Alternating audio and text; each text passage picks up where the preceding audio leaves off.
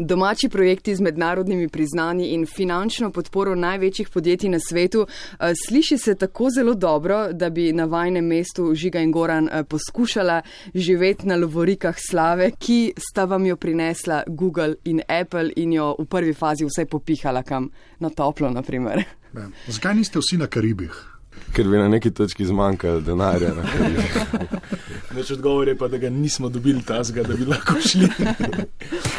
Odbita, dobita. Med življenjem in tehnologijo. Dober dan, to je nova Odbita, dobita 18. epizoda v sezoni. Jaz sem Maruša Keret, z mano je še vedno Anže Tomič. Še vedno živijo. Za trenutek danes odloživa tipkovnice in kable. Govorila bova o zelo, zelo uspešnih domačih projektih, ki so jih podprli in nagradili največji na svetu. Korporaciji Google in Apple sta prepoznali trud orodja Parlameter in mobilne aplikacije Lake. Na vse to smo večkrat opozorili tudi na Valu 202. Oba projekta sta zmagala v izboru za ime tedna, zdaj pa, ko je minilo že nekaj časa in ker ljudje, ki te stvari počnejo, niso torej na valovih slave nekje v Tihomorskem otočju, Odbita, dobita ugotavlja, kaj je s temi projekti, kaj se z njimi dogaja. Živjo in živjo Žiga Vrtačič in Goran Ivašič. Živjo. Zdravo. Kaj je novega?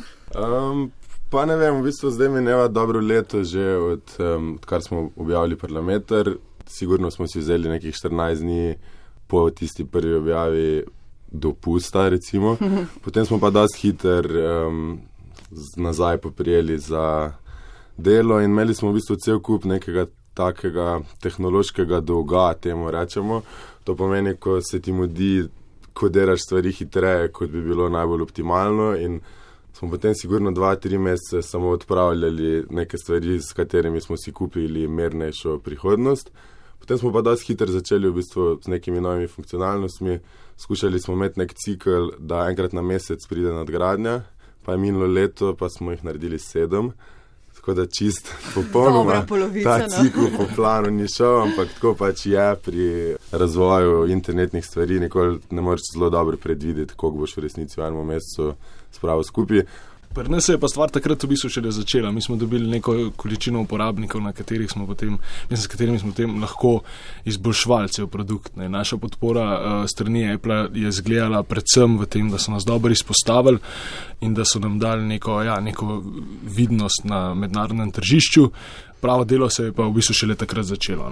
Žiga, Parlameter in Goran Lake sta v studiu Vala 202. Najprej samo spomin na projekt Parlameter in aplikacijo pobarvanko Lake, potem nadaljujemo. Spletno orodje Parlameter je nastalo v okviru inštituta Danes je nov dan. Razvijajo ga z Googlovo finančno pomočjo, za zagon so mu leta 2016 namenili 331.000 evrov, saj jim je bila všeč ideja o boljši državi. Parlameter omogoča učinkovit vpogled v delovanje oblasti. Od tega, koliko so poslanci navzoči na sejah, do tega, kaj govorijo in kako dejavni so.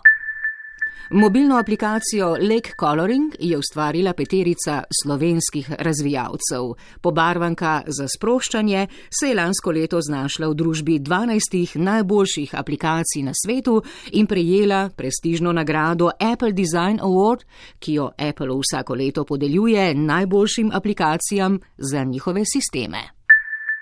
Zdaj, mednarodna priznanja, finančna podpora, ki sodi zraven ali ne nujno, kaj se da s tem denarjem narediti? Lahko omogočate tudi delovna mesta, lahko od tega živite ali počnete poleg tega še kaj drugega? Verjetno je to zdaj vaša služba. Ja, v bistvu to za nas je pomenilo predvsem to, da smo si končno dovolili pustiti službe in se začeti dobivati zjutraj, ko prej smo se pač dobivali v večerjih in ob vikendih, in je to čisto drugačen tempo, kot pa če prideš s počitimi možgani, zjutraj skupaj spiješ kavo in začneš delati stvari skupaj. Tako da za nas je bilo to v resnici ključno. No.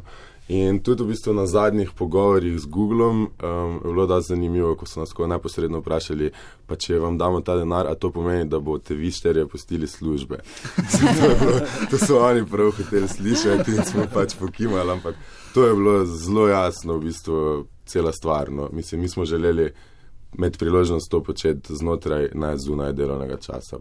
Za nas je pa tako zgledalo, da smo že prej to delali full time. Za nami stoji podjetje 3FS, ki je zdaj tudi večinski lastnik Lejka, ampak smo morali po tistem nekem začetku, po tem, ko smo dobili vse te uporabnike, sami prelesti na neko točko, kjer smo zdaj lahko samozadostni, pokrivamo svoje stroške razvoja, lahko razmišljamo o nekih novih delovnih mestih, ki jih lahko odpremo, imamo lahko neke dolgoročne plane. Ker številke so sicer zelo lepe, ko jih gledaš, ampak ko pa začneš gledati procente, koliko ljudi se odloči za nek nakup v aplikaciji, ki je načeloma zastonj, so pa potem dohodki tako presenetljivo nizki lahko.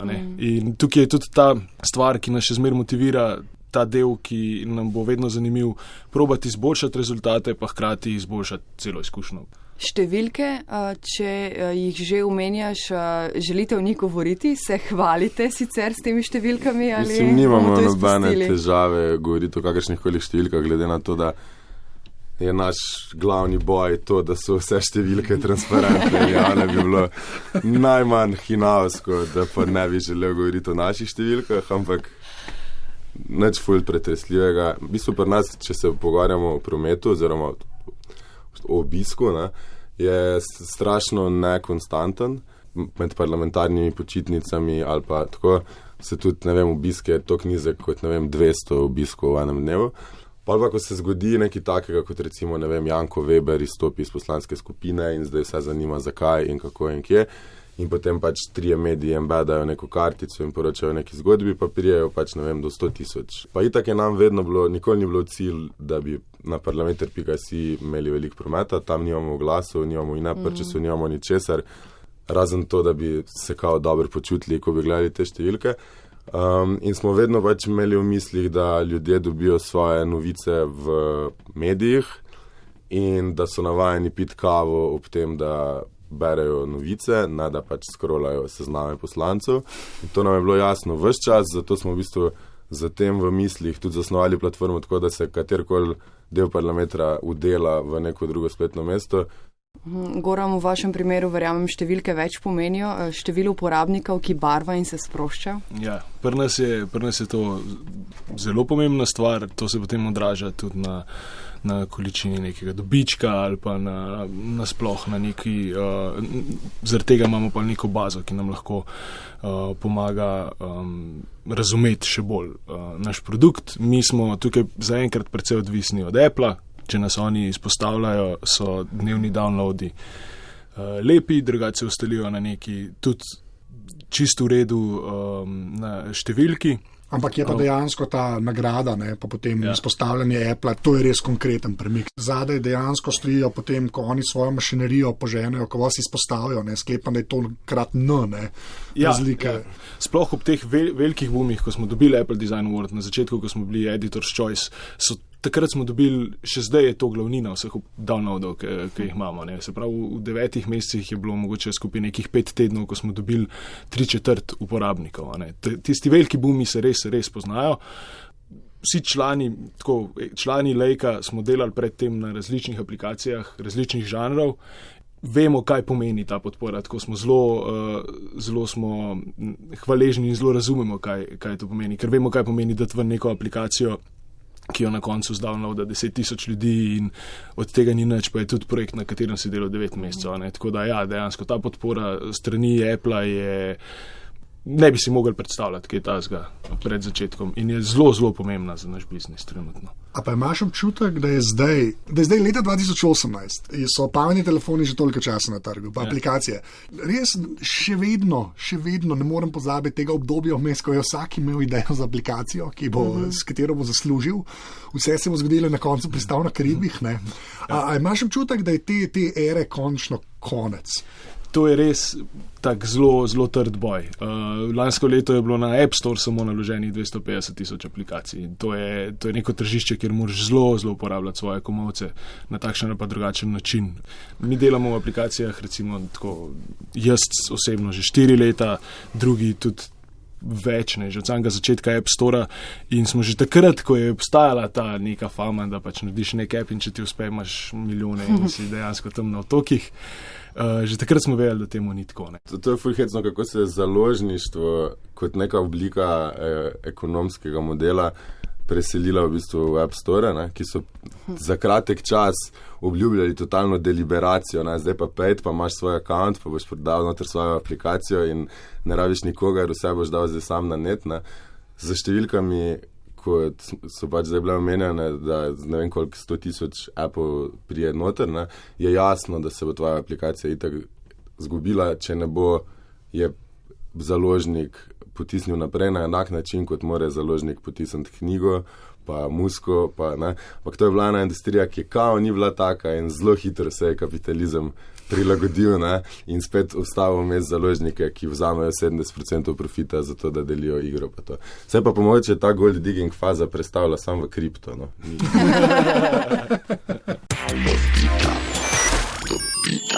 Zdaj verjamem, da ste na tole vprašanje odgovarjala že vsem sorodnikom, sosedom, prijateljem, mimoidočim.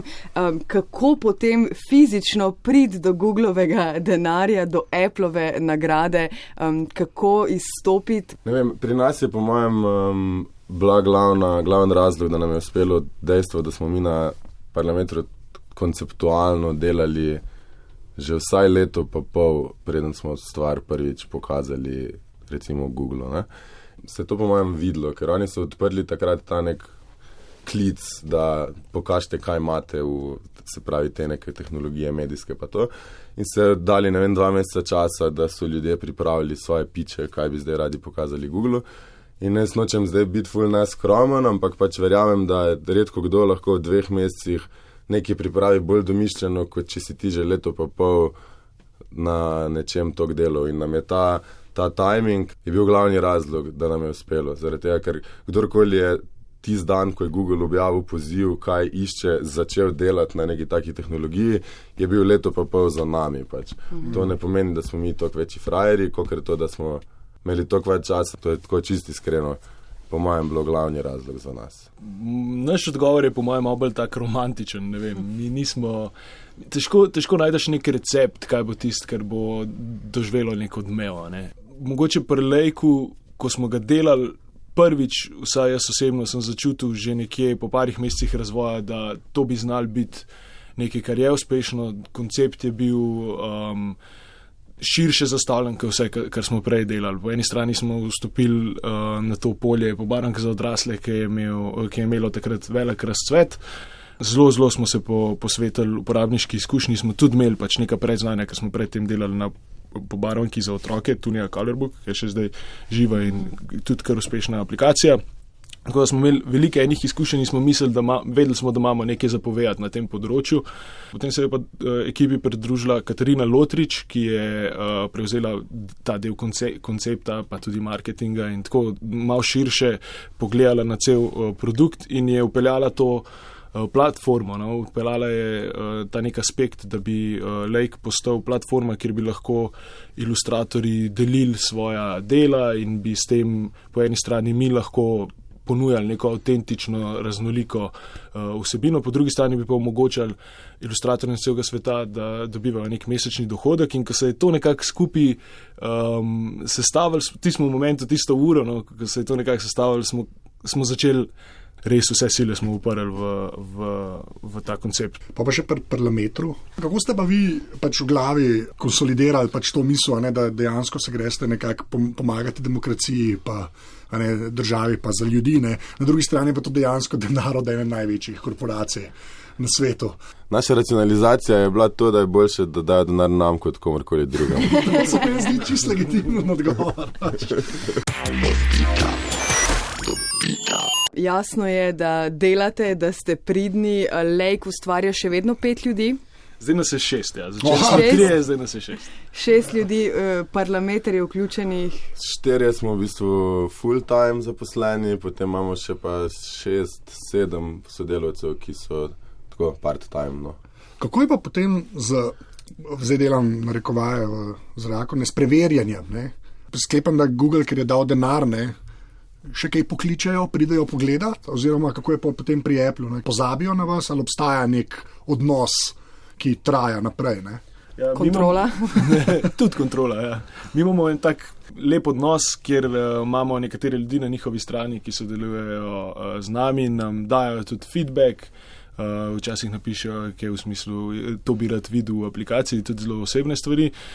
Doskrat je pa to tudi pač nek mal bolj podroben drobnogled, ki ga imajo na nas, zaradi tega, ker nas uporabljajo, tudi si predstavljamo kot nek flagship app, se pravi. Ko se platforma v bistvu z vami promovira, potem nekako skušajo poskrbeti, da niste kar eni. Tako je, pač zagotavljajo nek standard v teh aplikacijah, ampak ta dialog, ki ga imamo z njimi, je za nas trenutno prav toliko neprecenljiv, kakor ta podpora, ki ga imamo na App Store, ker vedno so neki problemi, tudi oni spreminjajo stvari na svoji strani in vedno je dobro, da lahko nekoga tam vprašaš, kako in ti pomaga se odzvati. V veliki meri se tudi oni učijo od razvijalcev, ker tudi njih preseneča razvoj tega področja.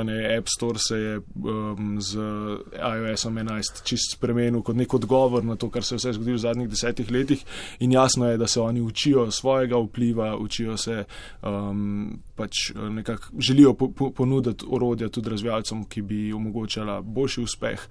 Probajo na ta način mogoče tudi demokratizirati celo stvar. Kaj pa z Googlom? Z Googlom je v bistvu dosti cool to, da imajo ločeno finančno poročanje od produktnega. Kar pomeni, da mi v bistvu z ljudmi na Googlu govorimo samo o vsebinskih oziroma produktnih ali pa tehničnih stvareh. Medtem ko imajo pa pač najeto eno revizijsko hišo, eno največjih revizijskih hiš na svetu, ki potem tako žreba vsake toliko mesecev tebe in reče, te pokaž vse račune, ne?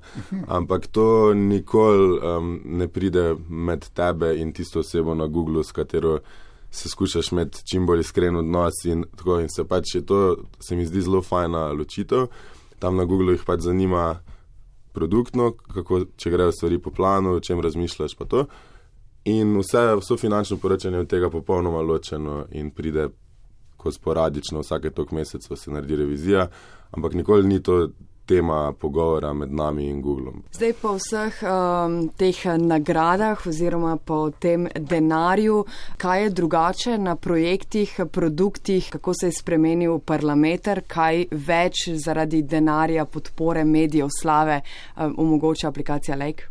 Parlameter je v bistvu malo smo na novo ugotovili, kje nam je mesto v družbi oziroma tudi v sami rabi, skozi samo rabo seveda uporabnikov in imamo cel kup nekih funkcionalnosti, ko smo jih zdaj razvili, kot recimo primerjalnih glasovanj, kjer lahko neposredno bazo v bistvu ukvarjaš, povej mi, na katerih glasovanjih je SDS glasoval drugače kot Janez Janša, ali pa se pravi, da v bistvu gremo na to, da nehamo domnevati, da mi vemo, kaj uporabnik rabi, ampak da dajemo čim več možnosti uporabnikom, da sami pač dostopajo do podatkov, ki jih imamo.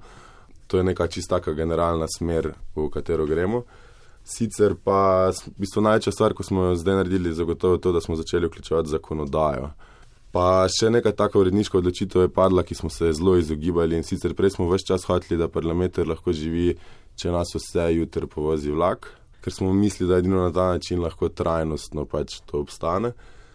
Pa smo pa nekako po enem letu prišli do tega, da bi pa vsem bilo dobro, če se bi nehali toliko izogibati še človeške pameti, ne? In imamo zdaj v bistvu tudi prvič, v bistvu delamo povzetke zakonodaje, imamo eno pravnico.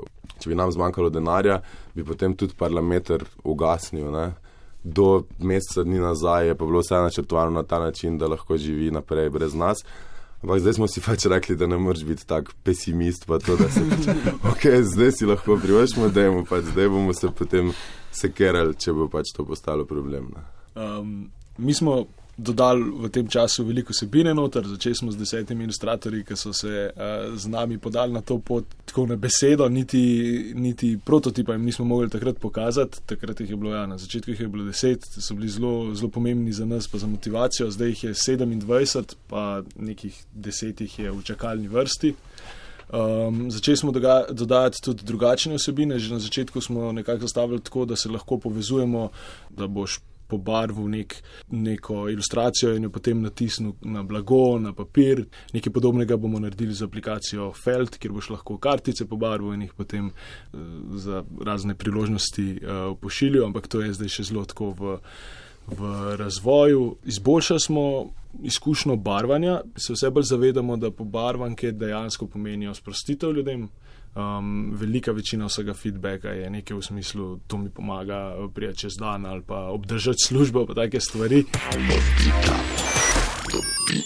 V Sloveniji imamo še en primer, projekt se imenuje Finšpektor in vse, kar sta povedala, tudi njih zdaj predvsem čaka veliko dela, če prav razumem. Grego Stritarja sem še povabila v Odbito do bita. Zdravo, moje ime je Grega, sem eden izmed soustanoviteljev Finšpektorja oziroma orodja, ki se trudi, da bi se povečala transparentnost poslovanja oziroma transparentnost zapravljanja javnega denarja v Sloveniji. V bistvu mi smo drugače podjetje, ki se ukvarja z razvojem programskih rešitev, med drugim tudi z podatkovno analitiko in približno 2 leti smo iskali primer dovolj velike javno dostopne baze podatkov, na kateri bi lahko pokazali, česa smo sposobni. In mi smo takrat ugotovili, da so te podatki o porabi javnega denarja javno dostopni, s tem, da so pa zelo okrnjeni, v smislu pač ve se, katera institucija je dala kateremu podjetju koliko denarja kdaj. Mi smo potem v bistvu razmišljali, kako bi pa zdaj lahko iz tega naredili kaj več. V neki točki upamo, do kam bomo prišli pač vprašanje, bomo videli, koliko hitro bomo denar porabili, ampak upamo, da bomo lahko vse javno dostopne vire podatkov, ki se navezujejo na to, bomo lahko naredili najbolj celovito orodje za vpogled v porabo javnega denarja v Republiki Sloveniji. Všeč mi je bil stavek na spletni strani, razkrivamo sledi vašega denarja. Sliši se precej optimistično, sploh glede na razne afere, ki v zadnjih dneh polnijo medije. Kako boste to rešili, kako do teh podatkov prišli in jih prikazovali? Lahko se išče, kdaj je prišlo do največjega povečanja iz leta na leto, lahko se išče vzorce, kako različna mestna občina Ljubljana investira v društva, ki se ukvarjajo s športno dejavnostjo. Gledali smo, kako članice Univerze v Ljubljani dajo denar podjetjem, ki se ukvarjajo z prehrambeno industrijo in tako naprej. In ko enkrat pač so na voljo te agregacije in vse to, je mogoče iskati vzorce, je mogoče iskati anomalije, je mogoče opozarjati na njih, mogoče recimo izračunati vse, kar so javne institucije zapravile v okviru določene vlade, da recimo so. Katero podjetje je največ denarja relativno, v smislu 99%, dobilo samo od ene vlade in podobne stvari, ki so pa potem izhodišče za raziskovalne novinarje, za preiskovalne institucije, da potem tudi potrdijo, da zdaj gre za neko slučajno zadevo ali ne. Je pa vprašanje, a se da priti čist do konca, ker v bistvu se pa potem zakomplicira pri teh slamnatih oziroma prevezanih družbah in pri teh zdaj, kjer se pa potem sled mogoče našega denarja izgubi, ampak se pravi, nekje je treba začeti in bomo videli. Finšpektor je prepoznal Google, če te vprašam, kako vam je to uspelo, verjetno podoben vzgib kot pri Parlametru, všeč mi je bila ideja o boljši državi, ampak kaj pa zdaj, že imate navodila, količino denarja, plan za naprej? High level pitch je bil, da bomo ponudili orodje, s katerim bodo lahko vsi državljani Republike Slovenije postali raziskovalni novinarji. Nismo sicer dobili toliko denarja, kot bi hoteli, dobili smo 50 000, oziroma zaenkrat še nismo dobili, pač obljubili so nam 50 000 evrov. Je dovolj, da bomo zadevo spravili ven in da bomo dokončali, da se bodo podatki vsi avtomatizirano noter filali in da bodo lahko uporabniki, da bo infrastruktura zagotovljena, da bodo lahko uporabniki pač brskali po teh podatkih. Zdaj, konkretnih navodil od njih pa zaenkrat še nismo dobili. Jaz upam, vsekakor mora biti v prvi polovici tega leta nekaj zavidati, ampak še božje pa bilo v prvem četrtletju. Parlameter in pobarvanka Lake. Kako zdaj naprej? Verjetno ne moreš živeti dolgoročno, ker te ne bo povozil vlak žiga od nagrad in finančne podpore. V bistvu je še zdaj mal prezgodaj, da bi se lahko spet kaj pohvalil, ampak kar v redu kaže, da še ne bo kar konc s Parlametrom. V bistvu se zdaj v kontekstu inštalacije v drugih državah pojavljajo neke dost ugodne možnosti financiranja in da vse kaže, da se bo našel nekdo, ki bo to plačal na tak način, da bomo spet imeli leto ali dve mer pač, no. Mi se pa trudimo nekako stalno obdržati nek nivo prihodka in upamo, da nas bo aplikacija lahko na ta način živela, to ekipo pa mogoče tudi malo večjo ekipo še mesece in leta. No. Je kar kot maraton zastavljena. Super. Ja, uspešno naprej, ne? Mi dva zagotovo verjameva, da bo v tej smeri šlo naprej, zato tukaj sedita. Pa ne čez tračnice hoditi.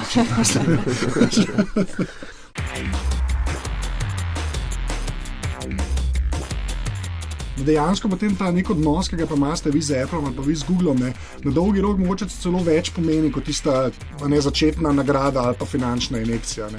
Se mi zdi, da fama pa PR roko na srce pa vedno pride sam ob nagradi ali pa dobili ste denar. Ne. Ja, zagotovo. Mislim, to je odpirati neka vrata, ki jih drugače težko sam odpreš. Ne.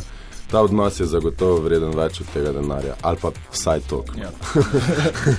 Ja, denar, ki bi ga dobili, bi porabili za stvari, ki jih dobimo od njih v tem odnosu. Ne, se pravi, za marketing ali pa zato, da pridemo bliže njim, ne, kar je skozi neka igra. Ne, kljub temu, da se doskrat vsi zelo pogovarjamo o tem, da je treba biti neodvisen od podpore teh ponudnikov oziroma teh lastnikov platform.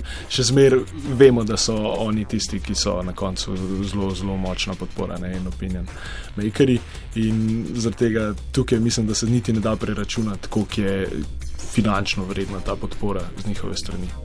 Parlameter in Lake v studiu Vala 202, tudi na val202.si, poševnica odbita, kamor bova prilepila linke do projektov in aplikacij, o katerih govoriva. In tam so tudi vse ostale oddaje odbita do bita. Pa mi imamo skupen Twitter profil. Afna odbita. Ok, no, Žiga in Goran, hvala lepa. Upam, da še kdaj, midva pa do prihodnič, ne? Ja, zdaj moraš svoj catchphrase reči. Hvala za pozornost. Adijo. Čau. Čau.